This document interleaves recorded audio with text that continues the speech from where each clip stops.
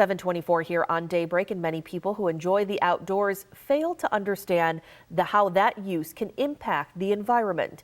Well, this morning we introduce you to a program that teaches how to enjoy the outdoors while leaving no trace that you were ever there.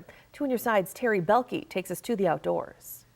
Camping is one of the purest forms of connecting with nature. Beside having to physically interact with the environment, camping can get one deep into wilderness where others can't reach. But with that privilege comes the responsibility to keep that wild land pristine. Leave No Trace is an international organization dedicated to educating the novice as well as the veteran. Leave No Trace is a set of ethics that started out in the 1960s and 70s with the United States Forest Service, but since then has grown to its own nonprofit. And it's not a set of rules, it's actually a set of 7 principles, and it lets people figure out how they want to relate to the environment, what they value, and why they're going to act that way. The philosophy is based on a set of 7 common sense principles. So the first principle is to plan ahead and prepare. The second principle is to travel and camp on durable surfaces. Number 3 is to dispose of waste properly. 4 is leave what you find. 5 is minimize campfire impacts.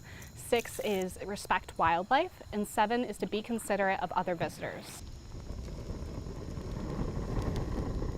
The principles used together can be a powerful force for conservation. They all address different parts of land use. If we only were to say, talk about wildlife, that wouldn't talk about how we're impacting other users. So they need to all work together and they all kind of slide into each other. For example, minimizing your campfire impacts by using only established fire circles, you're not creating fire scars on the ground in other areas. That would be kind of an ugly thing for other users to look at. The Leave No Trace credo is taking on more importance as our population grows. With more people hiking, the cumulative effect of human presence takes a massive toll on the land. It's absolutely important because as we're seeing more impacts globally and on just a state level on our trails, having this conversation before it becomes the point of no return is really important. And I think making it a fun conversation and remembering how we want to use things together can really help. The group's philosophy is one of gentle education, and it's something we can all use to protect our Mother Earth. Everyone who's going out into the environment wants to respect it and they want to learn,